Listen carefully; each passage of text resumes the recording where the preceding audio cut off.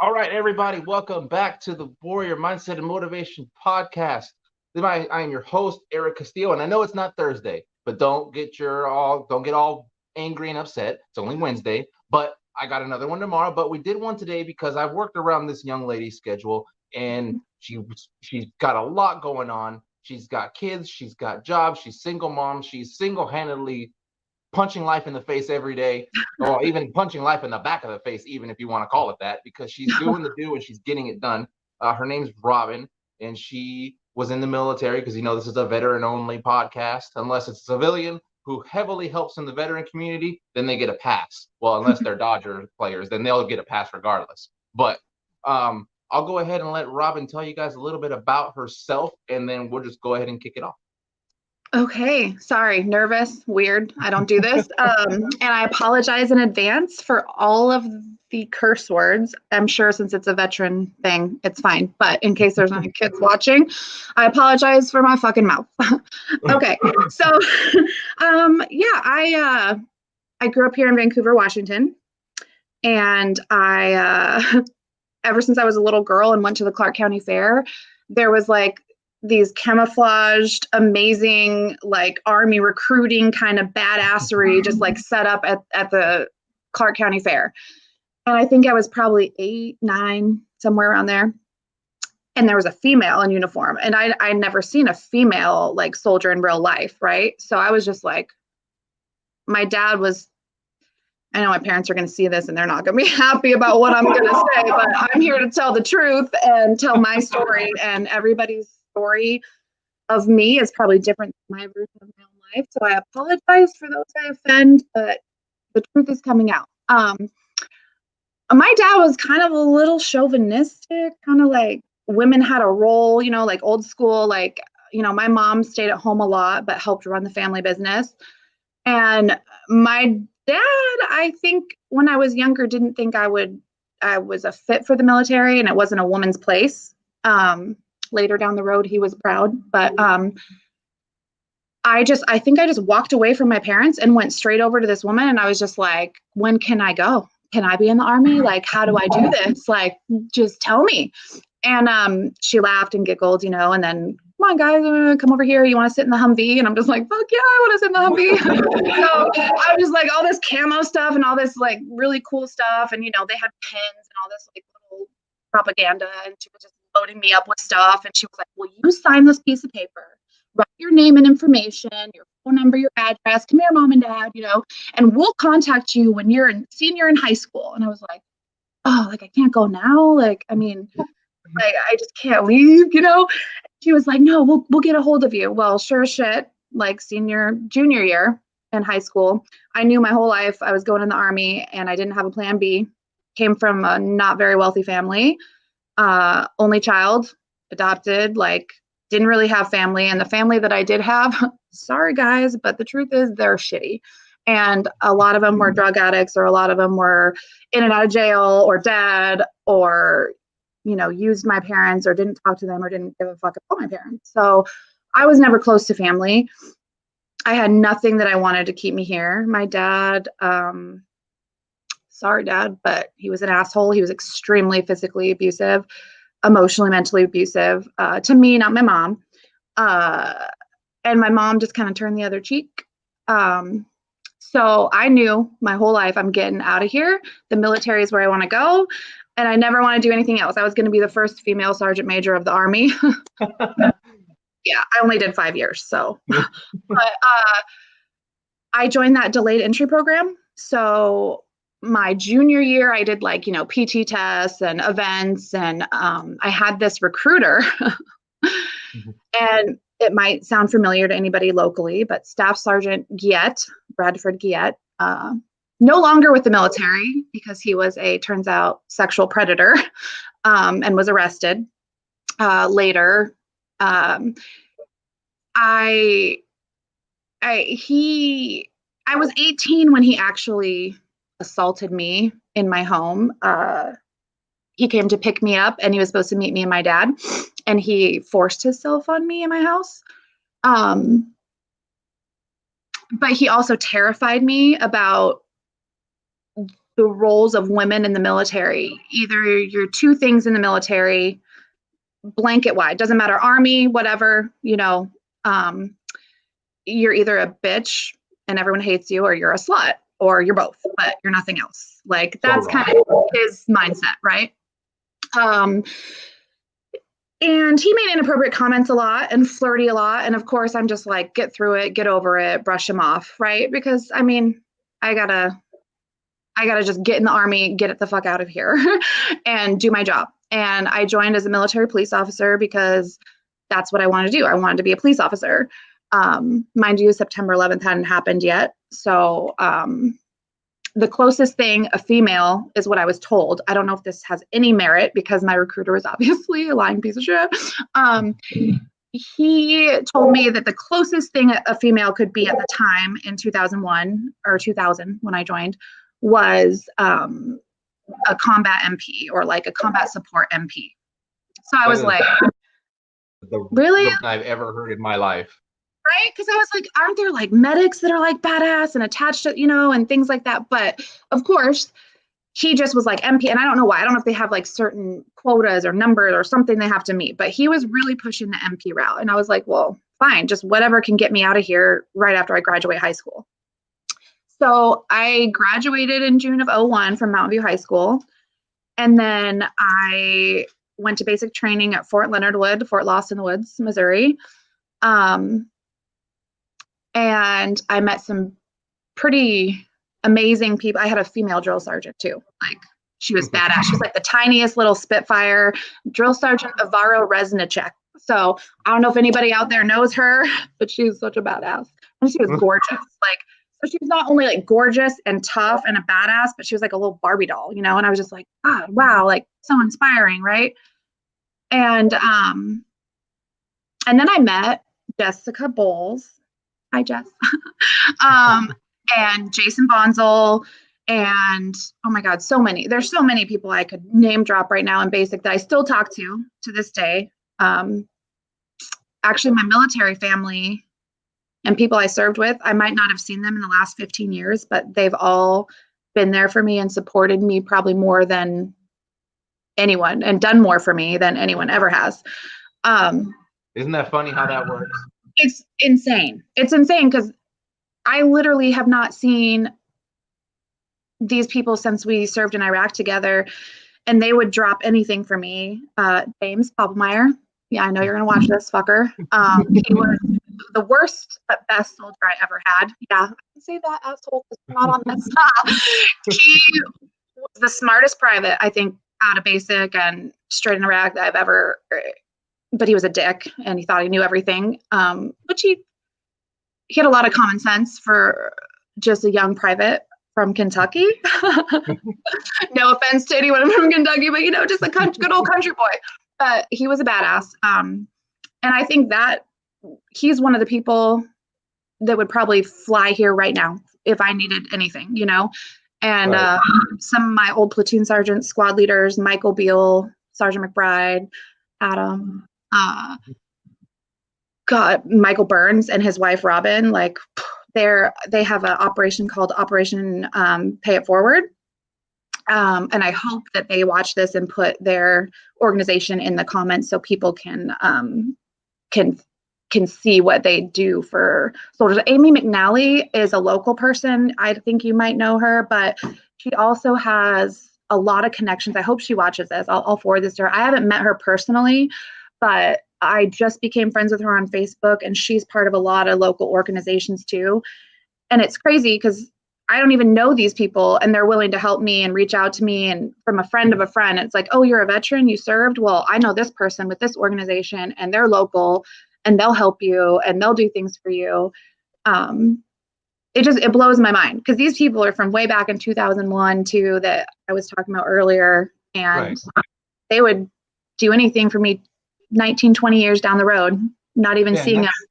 And that's the one thing that I know a lot of civilians don't really understand, because you can have friends growing up, high school, college, but when you share experiences like a deployment like Iraq, like I've been to Afghanistan 3 times and Iraq once, and 2 peacekeeping missions, and the bond you forge with those people, it's unbreakable. It's because you share the ups, the downs, the personal problems, the professional problems, and especially if you're in firefights or if you have life-threatening situations. Like I know each one of my deployments, there's been life-threatening situations at one point or another, and I still talk to those guys today. Got off the phone with another guy a couple days ago because he just wasn't right. And I know my old platoon sergeant, who is now a sergeant major, Benjamin Brady, who we're talking to come on here too. Yes, Ben, I put you out here on your name, so you will see him soon. And we talk, and he was very influential. And you come across those people in the military because it's like, I call the military like one big melting pot. Like you just take a whole bunch of races and nationalities and they just blend them together. And then when you first start, everybody's just equally worthless. You're all shit. Yes. And then once they're done forming you and molding you and things like that, you're all the same. But the one thing that's failed, and it looks like they're trying to do, but they just don't prepare for the transition. And that's the hard part. And that's the whole reason for what we're doing. And that's why I'm glad you're on here too. It's not easy. Like you get used to being nothing but a number, and you get used to being like, I am super patriotic. I joined to serve my country, not just to like escape and run away, but like I was that little girl that also wanted to be a fucking hero, and like I thought it was so badass. Like I had the utmost respect for anyone that wore any type of uniform, police officers, firemen, and I still do. And I am very patriotic, but there's also a really bad downside to a lot of things in the military too. Like, you get so brainwashed into thinking you're doing the right thing because it's the government, it's the military. They're telling you exactly what to do and how to do it. And why would they tell you to do anything wrong? And just because people served in the military doesn't always mean they're good.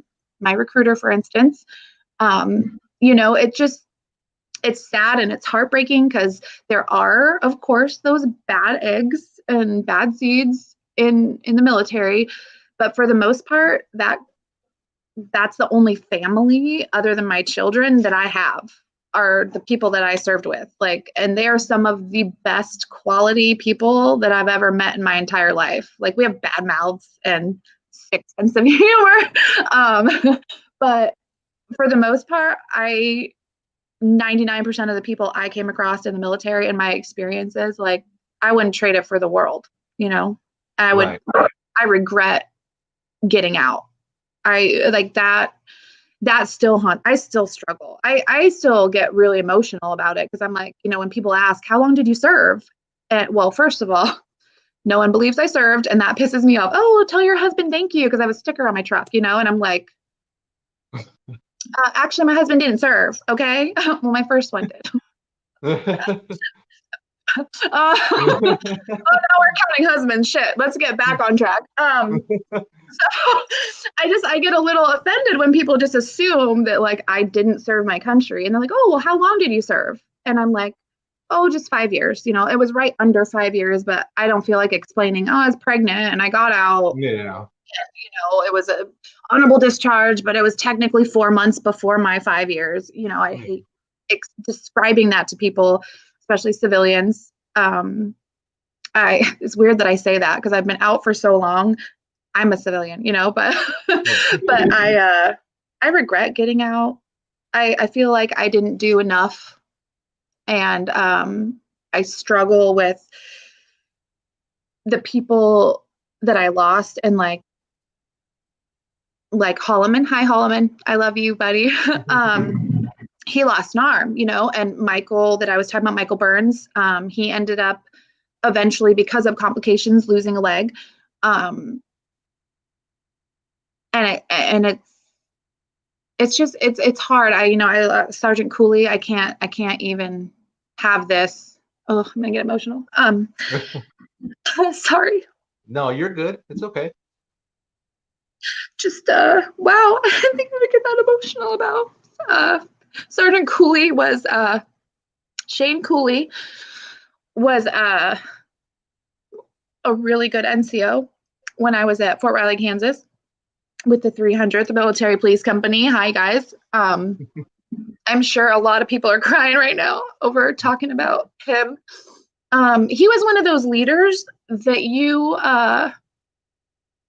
nobody can compare to. He was only E5 when I met him, but he was more like E fucking 20. Like he's a god, right? Like he was like SRT and he was a badass, and I wasn't even in his freaking platoon, and he would pull me aside with his soldiers, and if I wanted to learn training in something that, you know, was out of technically my rank, he would teach you. He would do anything to better you, and not belittle you. He was just very encouraging and a very good man. He served with us in Iraq, and he got on orders somehow. I don't know if he re-enlisted or what happened, to Germany. And then we found out later he deployed, I believe it was in Afghanistan, from somewhere in Germany, and he lost his life there, of course, in a motherfucking heroic way, saving a shit ton of his guys, and sacrificed himself, of course. So yeah, so Sergeant Cooley, probably, I know Arnall is probably, hi Eddie, and Francesca Dearman, the Dearmans, I know you're probably hurting seeing that too. There's just so many people that loved him. And it's just hard when I start thinking about those people that I lost and that I served with, because there was some really good, Michael Beale, there's just so many good people that are still by my side and will do anything for me to this day. And I think that's what makes me miss the military the most, is being surrounded by people that you know would protect you and have your back, like, over their own life.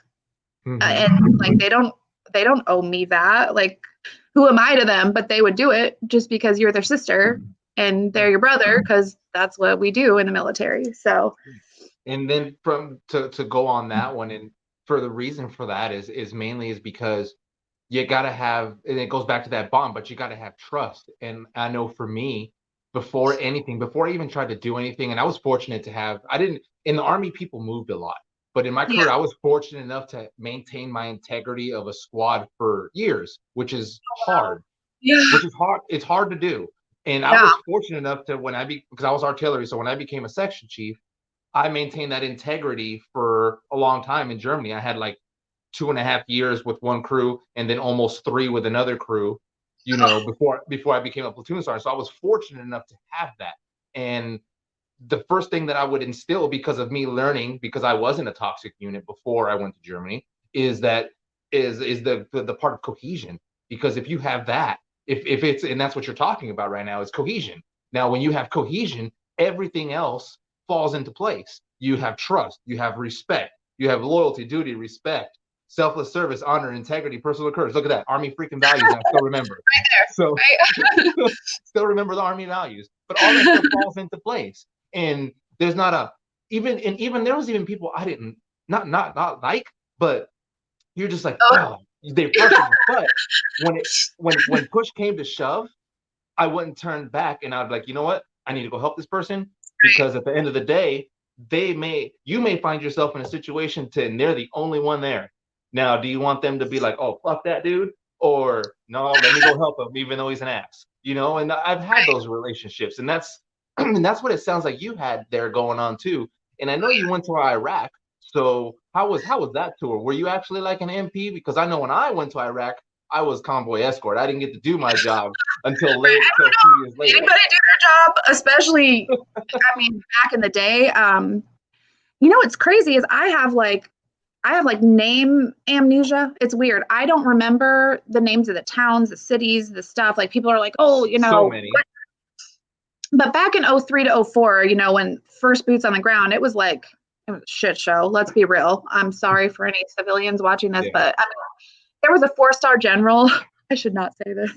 I'm in a speech. Can I say this? Like, am I allowed to like say accident? Like, this 4-star general was giving us a speech, and he was like, the 300th MP company had, you know, blah, blah, blah. But he wasn't saying we were the 300th MP company. He was saying we were some other MP company that was a reserve unit from like Michigan. And we're all sitting there like, does this motherfucker know who we are? Like, he doesn't even know is this a bad sign? Like, we're about to cross the border from Kuwait into like enemy fucking territory and risk our lives, and he doesn't even know who we are. So it was terrifying. It was, I know Lynn Beal, my old leader, like, I love her. Hi. I know she remembers that. She was sitting right next to me. She was my NCO. And I was just like, should I be scared? She's like, no, we're good. We're fine. We're fine.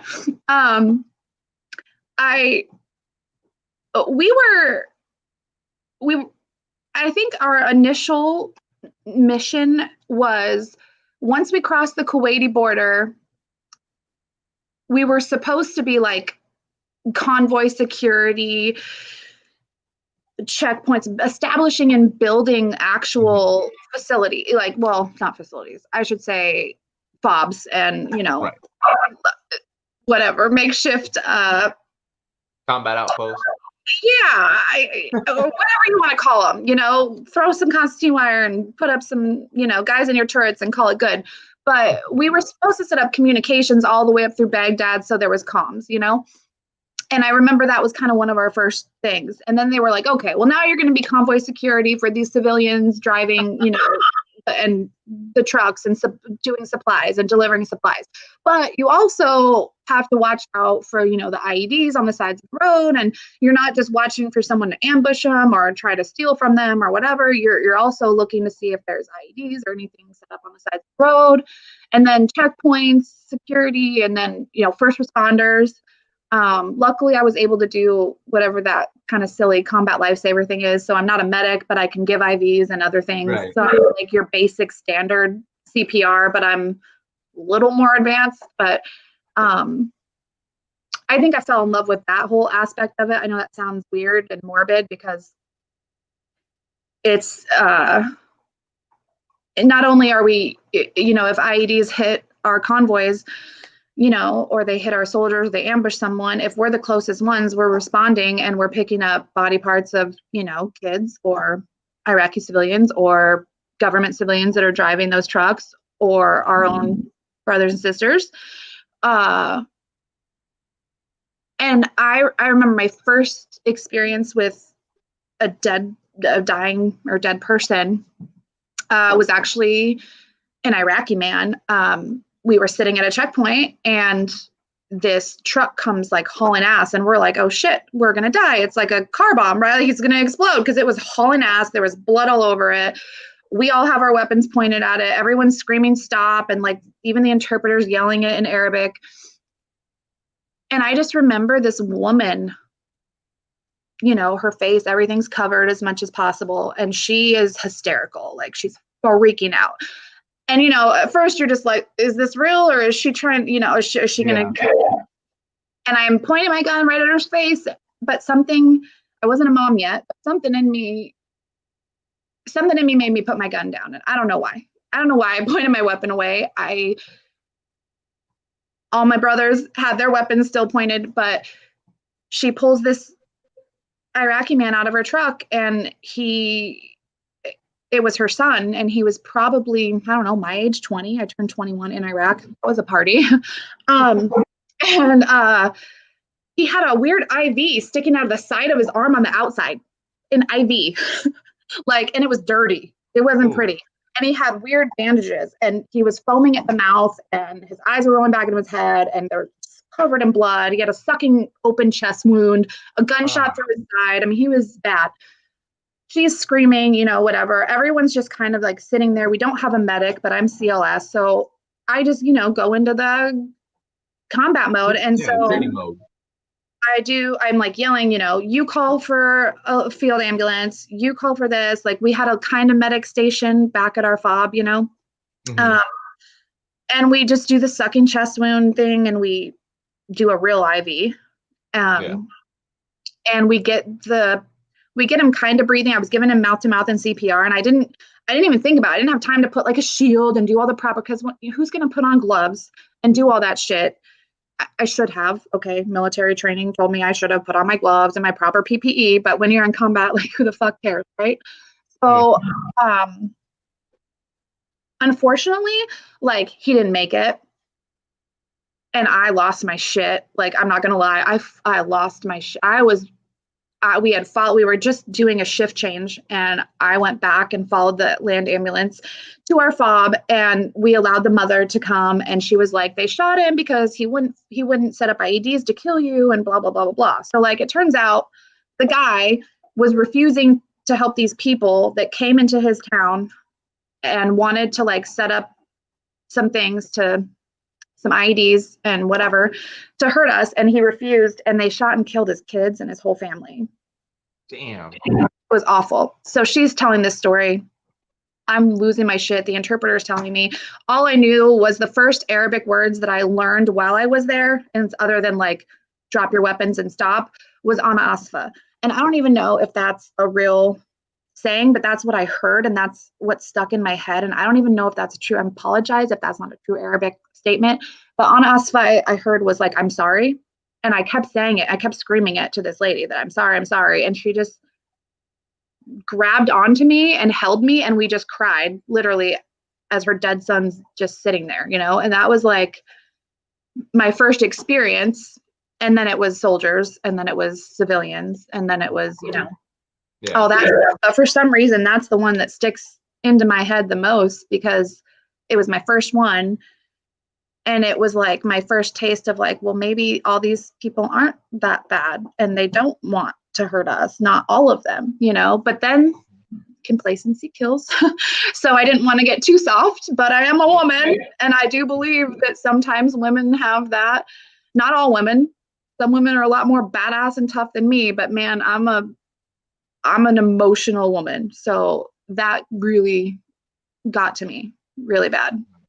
Oh yeah, I can see how that would. I mean, that's something I know that's hard to even think about and go through. And I mean, I've had my fair share of things like that. I think one to compare was 2010, no, correction, 2013-14. It wasn't combat related. It was a car accident, but it was really bad. And I know that you're not supposed to look at the women over there. You're not supposed to engage with them. But what I didn't know is when we went to treat, we weren't allowed to treat the woman that was dead, because only the women and the husband of the woman is allowed to touch the body. I didn't know that either. Yeah, we didn't know. And I had to grab my colonel, the one that I was working with for the security forces assistance team. I had to grab him by his vest and be like, no, sir, you need to leave it alone. And he's like, why? And I was like, because I just found this out, because I talked to one of the guys who was part of the accident. He spoke pretty good English, that only women and the husband are allowed to grab the body. So you just see them picking her up by her burqa and putting her in the back of the truck. And you're just like, okay, you know, like, like, all right. So and that one I always think about, like, and they have their traditions and they have their things. And it's just, that one wasn't how yours was, but to tie it in, it's hard to see that, and that's not something a typical person would see normally. Like, you don't go outside right now and see a dead body on the ground, or someone at your door talking about, hey, you're gonna plant these IEDs or we're gonna kill you. You don't get that right now. We're lucky to live in the United States, but we don't have to do that. Yeah. So I mean, and you said you were there in 2003, right? Yeah, 03 to 04. Oh, that's funny. I was actually in Afghanistan in 03 and 04 with Really? with the SF guys. We got attached to them, so we were in another country. So you were doing your thing and I was doing mine with my buddies over there. So we were holding it down in Afghanistan with all that madness over there. Different. It's funny because they have the same principles, but they're just a little different with their traditions. So it's being to both, you're able to see the similarities and the differences and things like that. So Iraq, I know that I was there. I went to LSA Anaconda. That's where I was at when I went. I went right after Afghanistan. So 05, 06, I went over there. Oh, so yeah, there was no break. It was 03, 04, 04, 05, 05, 06. It was no break. Yeah. A lot of my friends did that, and I can't even imagine. I just did that one tour. I couldn't imagine just back to back to back to back. I mean, it's almost like, at least for me, I feel for a while, even after I got out, I felt more comfortable over there than I did over here. Because at least over there, I'm in control of the environment. I am in control of the tempo of how things go. And if there's a fight that goes down, or if there's a high tense situation, I control it. Where here, I don't control shit. I You don't had so many control people that had your anything. back there, you know, like that's Yeah. the hard part too, is like there you had a whole entire literally army having your back. And here it's almost like you're just alone. Yeah. Yeah. And it took a while to make that transition for that brain shift. It took me a while to understand that my brain can't operate like that, because it doesn't work. So and then I know for me, my transition was hard when I got out. How was yours? Was yours smooth? Was it easy? Like how did that go? Um, I felt like I kind of had a couple transitions, you know, like the transition just back to civilian life. Well, I mean, back to life after Iraq was different. Because I felt like a different person, you know, I felt, I just, I don't know. I don't even know how to explain it. I felt like I was changed and I was a little bit more bitter and cynical about the world in general. And it made me want to stay in the military even more, if that made sense, because I knew that I knew that nobody back home, if I went home, would ever understand me and what I went through like my brothers and sisters would. And I wanted more than anything to just be with them, you know, and stay in the military. But then the transition out of the military back to legit civilian world was devastating, because I didn't want it. I didn't want to be out of the military. My two older boys are 13 and 14, Birdie and Aiden, and I was married young. We got married because I got on orders from Kansas to Korea, and the only way he could follow me to Korea was either we get married or we break up. Like, I mean, let's be real. It's just the way the military works. Either I'll never see you again, or let's get married, and you know, we're dating, so why not? And we were young, and that was dumb. I ended up pregnant in Korea. He was separate. He was like 5 hours away from me at a different base, because they can do that. They can put you up to like 8 hours away. Mm-hmm. You know, we were young, we were stupid. I'm not going to badmouth my kid's dad, but we didn't work. And I was supposed to be deploying soon again. And I'm like, well, I'm pregnant. I'm going through a divorce. What do I do? You know, like I'm up for E6. Like I'm running a platoon right now. Like, what am I going to do? And my lieutenant at the time was like, oh, get an abortion. And I was like, what? And she was like, oh, you're not going to the board like that. You can't do your job. No, you need to have an abortion. Like you're getting divorced. Like, what are you doing? So when I was told if I keep the baby, I'm not going to get promoted.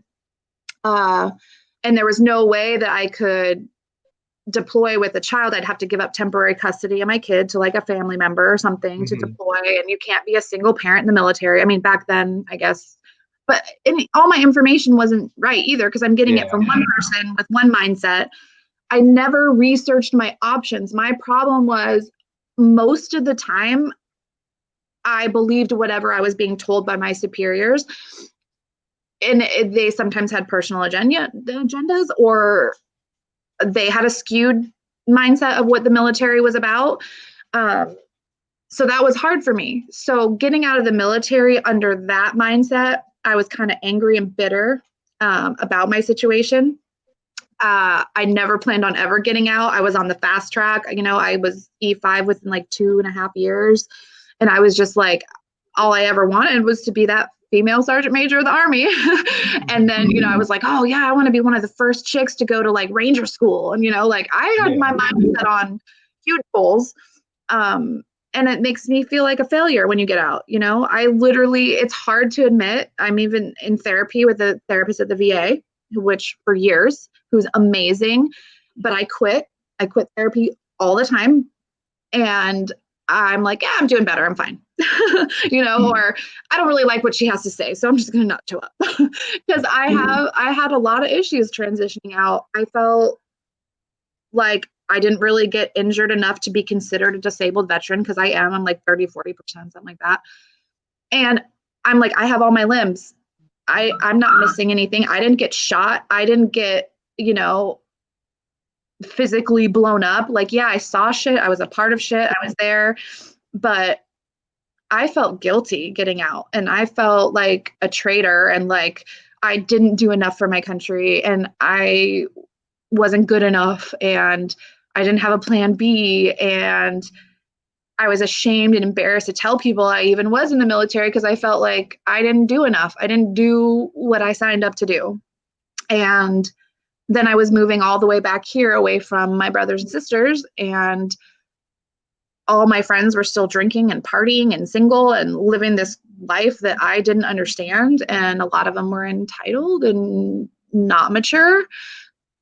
Some of them still working at bars and not doing anything with their lives, And I'm not, I didn't mean to be like judgmental, but that was my mindset, was like, I've already done all this shit in my life and I'm only 23. And I've seen a lot of shit, and it aged me, and it made me bitter. And I, every year, that goes by, I look back and I'm like, God, why didn't I just get back in? Why didn't I do more and do my part? And I battle with people understanding me and my sick sense of humor. And like, we have that language in the military, like we have kind of our own legitimate language, acronyms for everything. I don't feel relatable to anyone, really. And it's been a long time. I mean, I've been out since 2006. I mean, I don't even know how to talk about transitioning, because I don't think I ever have. I don't know if that makes sense, No, but that does make sense. It makes a lot of sense. And I can even share with you a little bit of empathy, because I know for me, it took me a while to wrap around my head that, and I still sometimes struggle with it, that maybe I didn't do enough. I served 17 and a half years, and I made mistakes in my career. And towards the end, it was in Hawaii. I made a mistake. I had an affair in my marriage, and because I was dealing with a lot of traumas and I wanted an outlet. And I haven't really said that publicly until like right now. wow, good job.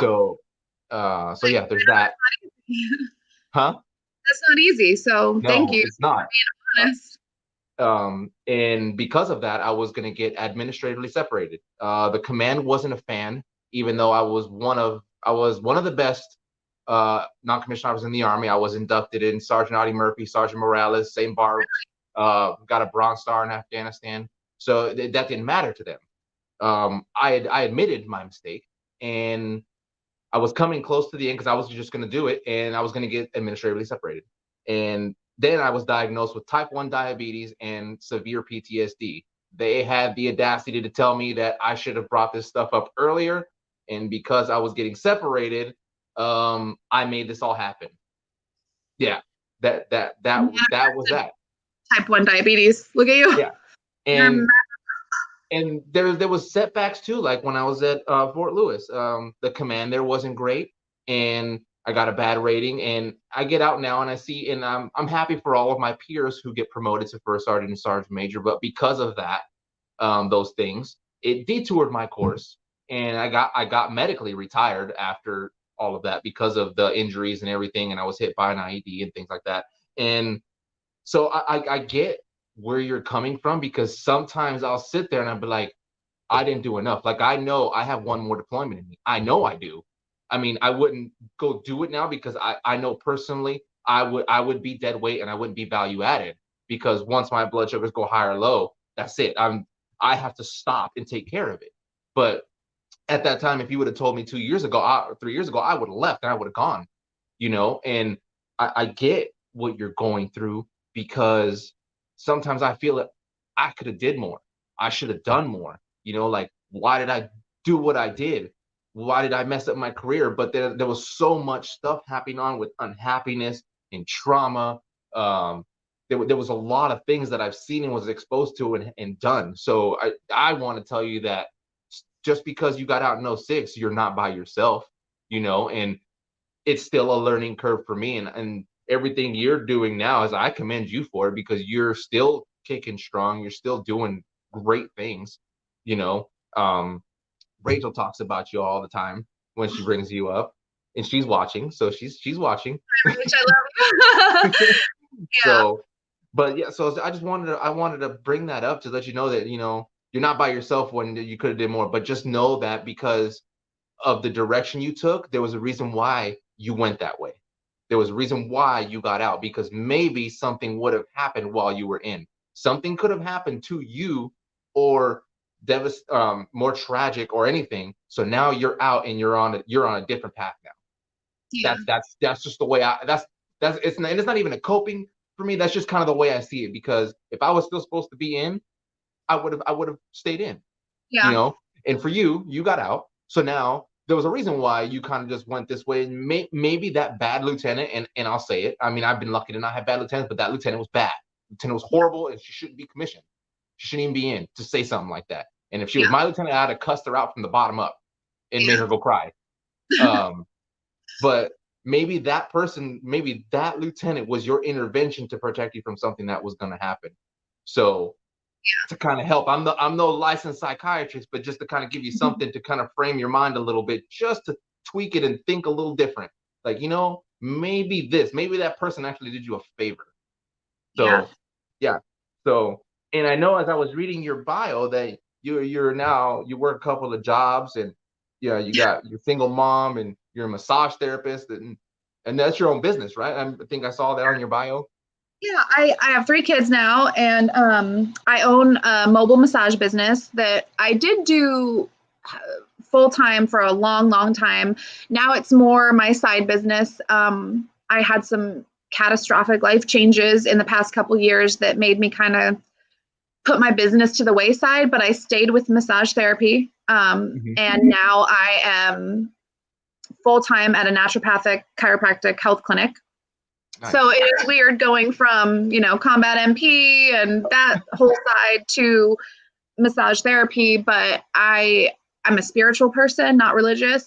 I'm open-minded, believe everybody's God, whatever, but I am into the whole holistic naturopathic healing of people. And I want to try to heal people without the pharmaceutical aspect, seeing what it did to a lot of soldiers and service members, the VA, it's like, here's the 800 milligrams of ibuprofen and walk it off. Oh, wait, that's not working. Here's some fucking, goddamn morphine. And then there's this, and then there's other narcotics, and then they get addicted, and then it turns into meth, and then it turns into all these things. And I feel like that was not the path I wanted to go down or see my fellow service members go down. So I wanted to go in the more naturopathic healing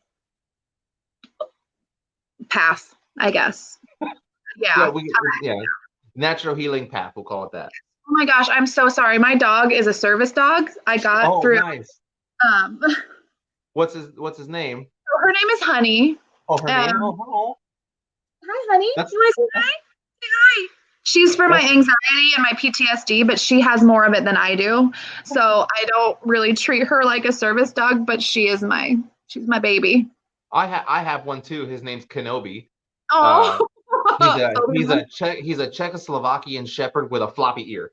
So. Oh, how cute! She's yeah. So. A red healer, a chubby red healer. So, but yeah. Right. Now you got all of that, and how do you find balance with kids and job, and how do you keep it together so that way you're not constantly like trying to jump out a window or ram your head through a wall? I didn't say I didn't. No, I'm just kidding. Okay. Then besides those, what do you do then? I cry in the shower when no one's looking. Apparently cry on live Facebook feeds because I'm a big baby. I don't know. Honestly, I am probably not the best person. I want to help anyone watching. I would answer my phone for any veteran out there, anyone at any time, and try to help you. And I'm good at giving advice, but I suck at taking it. So don't do what I do, but I'm a stuffer, you know, I just stuff it. I don't do what your lovely girlfriend tells me to. I don't do the healing. I don't do the work like I should. I'm that healer that likes to heal but avoid my own issues. And the only type of thing that gets me through it, honestly, are these Facebook websites of groups of like soldiers, like helping each other, reaching out to people I served with. I do have a couple civilian friends that have never served, but sometimes you just can't, they're not the person that you can call, you know, because they don't, they want to and they love you, but they don't understand the demons, like not the type of demons that you have, you know? So I run a lot. I don't look like it, shut up. But I run a lot because running is it's like my escape. I just put on the music and I go for it. I try to stick with therapy with the VA because I think everyone needs therapy. And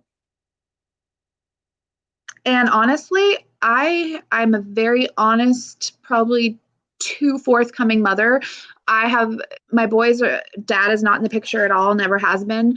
So we're very close. So over communicating with my children, it might be a codependency thing, people might say, but I think overly communicating with my children and letting them know mommy's having a hard time. So when I get anxiety and I get upset and I'm frustrated and I can't handle life right now, and I snap at you or I yell at you or I disappear in my room for a minute, it's not you, it's me. You did something that upset me. My reaction is not your fault, because I don't react to things very well. I don't. I take things extremely personal. I'm super emotional. I overreact by crying when I'm mad. I cry when I'm sad. I cry for every emotion that I feel. I cry. I don't like yelling. I don't like confrontation. I shut down and freak out and panic. I've been hurt a lot by people, so I try really hard to express that to my kids, like mommy's having a really hard time. I pay all the bills. I do all the yard work. I don't even want you to see my house right now. I'm remodeling my house. I took a sledgehammer to my walls, and I mean, my dad was a contractor, right? So I figured I'll be fine. I was in the Army. I'm tough. I can handle anything. Don't try to remodel your entire house, okay? Just by watching YouTube videos and HGTV, because you are not HGTV. No, I am not. That shit's edited, and they've got like teams of people working behind the scenes. I'm a single mom working 2 jobs, raising 3 children all on my own, trying to remodel. I'm talking like the kitchen, the floors, the walls. I took out a couple walls. I'm not going to show you guys because it's bad, because I live like that. But that's what I do. I stay busy. And I never stop going. And that's how I cope. And that's unhealthy. I get it.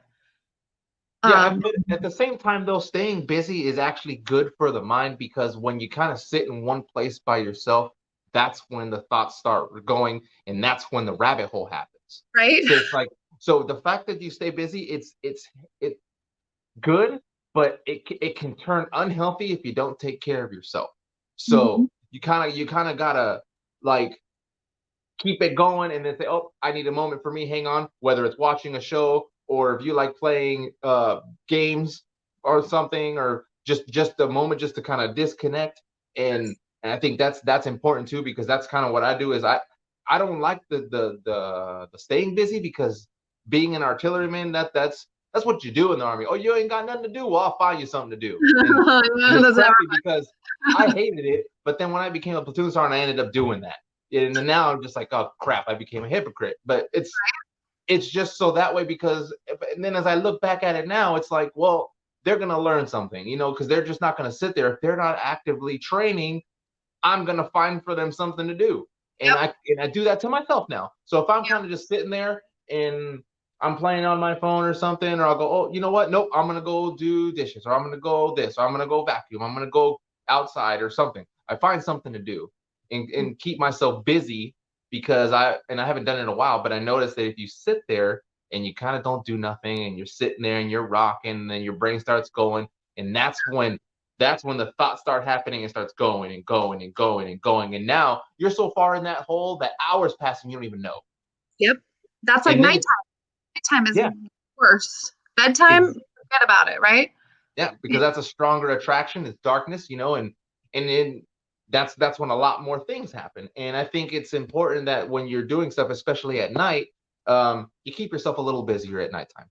So, and it's okay to kind of just sit there and watch TV and movies and stuff like that. And then when you get ready for bed, you kind of can wind down. But I don't think you're doing anything unhealthy. Just make sure you look after yourself too, because that is important. And I know you say you've been slacking, and now I know after this, there'll be people getting on you to do stuff, especially your friends who are watching. And Like, so, especially, yeah. yeah. So, and that's important. And as we bring this and wrap this up here, what's one thing you would like to tell to the veterans out there who are going to transition, who are in, or even the civilians who are watching? Because I do have civilians who I grew up with who watch also, and they love this podcast that I do. So mainly for like the veterans who are kind of like who are in our shoes, what could you tell them? Touchy subject, but definitely don't give in to that 22 a day. Don't go too far down the rabbit hole. Yeah. Because there's a lot of us that understand and that would drop anything to help you. And that it does get easier. I know it sounds crazy because it's been a lot of years for me, but it gets easier. It does. It's not easy, but it gets easier. And there's always, always, always your brothers and sisters you can reach out to no matter what. Even if I don't know you, I would do anything for you because I fought with you, regardless if I wasn't with you, Right. So don't give up hope. There are people that love you and people that would do anything for you. So just stick with it, stick it out and tough it up because you probably went through a hell of a lot worse things when you were in than you ever will getting out. So there is hope. And there's a lot of organizations. And I'm hoping that a lot of my friends that have organizations like where I got my dog from, Kevin Cameron, who owns a training dog canine company. I'm hoping people like him and Michael Burns at Operation Pay It Forward and Amy McNally, I hope all these people start posting links and comments to groups that will help. I have a huge family called the Unwed as Fuck family. I think it started in Utah. Hi guys, I hope you are watching. They're not military at all, but they are the coolest people. It's all people that have been through divorce and struggle and pain. There are so many groups. And all I can say is research it, reach out. And even if you just go to a group and you don't say anything, you just watch and read people. There are so many people that can relate to anything and everything that you've been through in life. In some way, we are all connected and you're not alone. So I think that's awesome. And then I think before we close this out, I think it's also entitled an ode that we give a moment of silence to Sergeant Cooley. So now I'm emotional. So we'll give a silence and then we'll go ahead and close it off. Okay.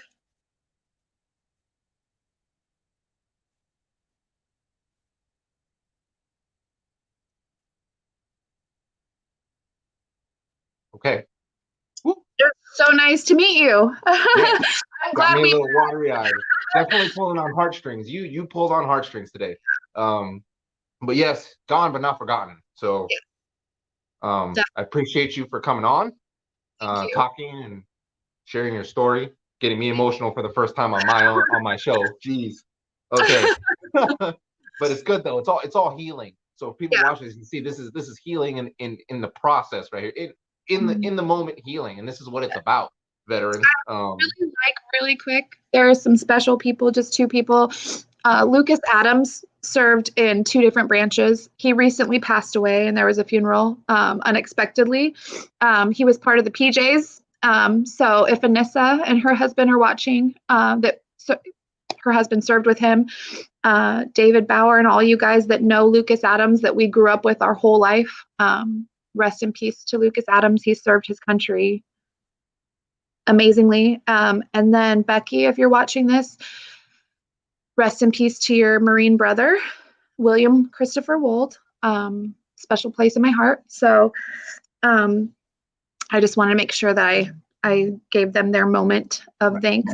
And thank you, Eric, for your service, because you spent a lot of years in and a lot of tours. So thank you. Yeah, you're welcome. So I appreciate everyone for tuning in this evening, even though it's not your typical 11. I'm supposed to be speaking with Mission 22 tomorrow. They're a nonprofit organization that helps towards veterans suicide. That should be starting in the morning. So if you guys are around, tune into that. And he has some pretty good things and a new program that they just started to actually help with transition. It's called crap, resiliency and something. I wrote it down in my notes. I don't even know, but it's a good program. It's a year long, so I'll let him talk about that tomorrow. As soon as he gets a hold of me and we can get it all set up for tomorrow. So again, Robyn, thanks for coming on. Everybody, thanks for watching, and I will see you guys tomorrow. Hopefully you guys have a good night, and on a nice Thursday tomorrow. Y'all take it easy and stay strong.